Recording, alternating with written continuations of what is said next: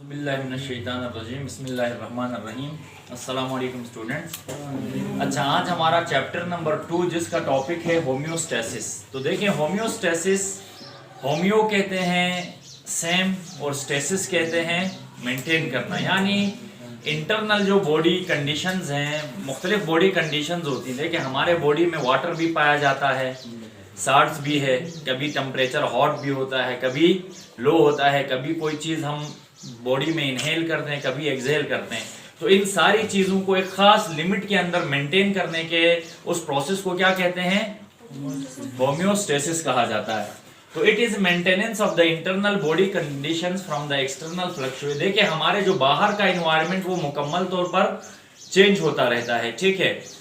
तो उसी को हम कहते हैं जी होम्योस्टेसिस, जिसमें हम अपने बॉडी टेम्परेचर को, वाटर और सॉल्ट्स को और ये जो एक्सक्रीटरी वेस्ट है उनको एक खास लिमिट में रखते हैं। जितनी बॉडी की नीड है और जितनी नीड नहीं है वो रिमूव करते हैं। इसी प्रोसेस को हम कहते हैं होम्योस्टेसिस।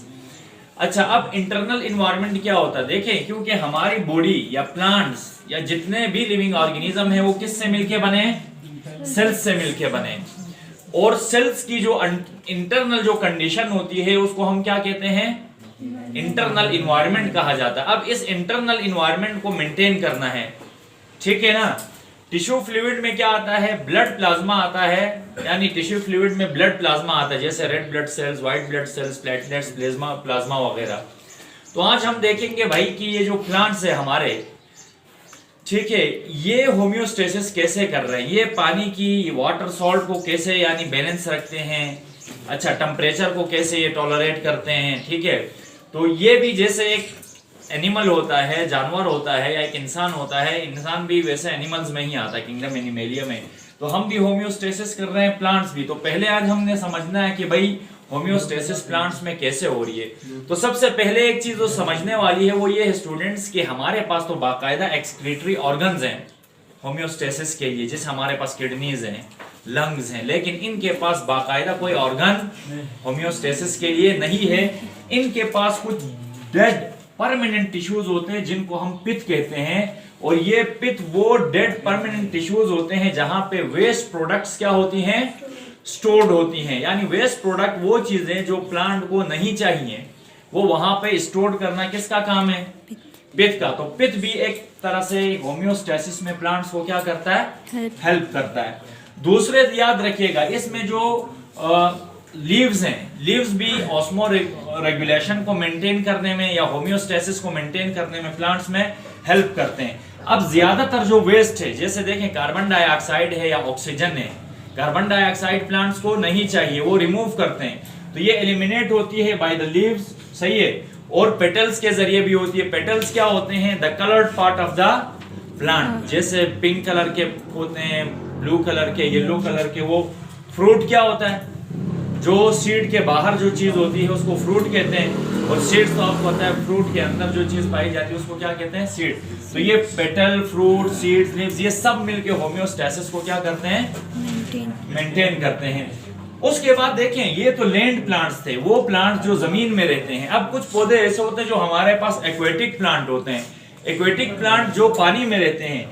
तो यहां पर इन्होंने क्या किया? इनके पास पित्त तो है नहीं, सही है। तो इन्होंने क्या किया? वहां पर एक प्रोसेस को इन्होंने क्या डेवलप किया, जिसको हम कहते हैं डिफ्यूजन, जिसमें मूवमेंट ऑफ मॉलिक्यूल्स करते हैं, सही है। ये यानी वाटर के अंदर क्या करते हैं? उन्हीं यानी वेस्ट को डिफ्यूज कर देते हैं। तो इस तरह से एक्वेटिक प्लांट्स के अंदर होम्योस्टेसिस किस तरह से हो रही है? By the process of diffusion हो रही है।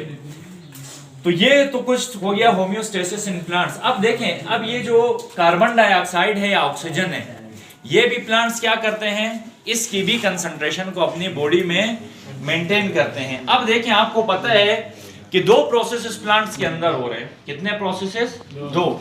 एक को हम कहते हैं रिस्पायरेशन। कार्बन डाइऑक्साइड किसके नतीजे में प्रोड्यूस होती है? रिस्पायरेशन के नतीजे में। और यही जो कार्बन डाइऑक्साइड रिस्पायरेशन के नतीजे में प्रोड्यूस होती है, इसको किस में इस्तेमाल किया जाता है? फोटोसिंथेसिस में। और इसके जरिए ग्लूकोज की क्या होती है? फॉर्मेशन होती है और प्लांट की बॉडी की नीड्स पूरी होती हैं। दूसरी तरफ फोटोसिंथेसिस के जरिए ऑक्सीजन को भी क्या किया जाता है? प्रोड्यूस किया जाता है। और इसी ऑक्सीजन को ड्यूरिंग डे टाइम क्या करते हैं? इस्तेमाल करते हैं प्लांट्स, किसके लिए? रिस्पायरेशन के लिए। एक तो ये देखें रिस्पायरेशन और फोटोसिंथेसिस के जरिए कार्बन डाइऑक्साइड और ऑक्सीजन की क्या हो रही है, उसकी मेंटेनेंस हो रही है, उसको एक खास लिमिट में रखा जा रहा है, ठीक है। अगर ये खुदा न खास्ता देखें अगर कार्बन डाइऑक्साइड बढ़ जाए तो ये पॉइजनस हो जाएगा, इंसान सारे मर जाएंगे, ठीक है। तो इनकी कंसंट्रेशन को लिमिट में रखना किसका काम है, एक तो रिस्पायरेशन के थ्रू होम्योस्टेसिस हो रहा है, फोटोसिंथेसिस के थ्रू, और एक न्यू जो कुछ तरीके हैं जिसके जरिए ऑक्सीजन को मेंटेन किया जा रहा है, वो एक तो हमारे पास स्टोमेटा हैं जो लोअर एपिडर्मिस ऑफ द ल्यूज में पाए जाते हैं, और लेंटिसल्स क्या थे, वो छोटे छोटे पोर्स थे जो प्लांट्स के अंदर क्या कर रहे हैं, इन्हीं गैसियस एक्सचेंज में हेल्प कर रहे हैं। तो इस तरह से क्या हो रहा है, ये होम्योस्टेसिस प्लांट्स के अंदर मेंटेन हो रहा है।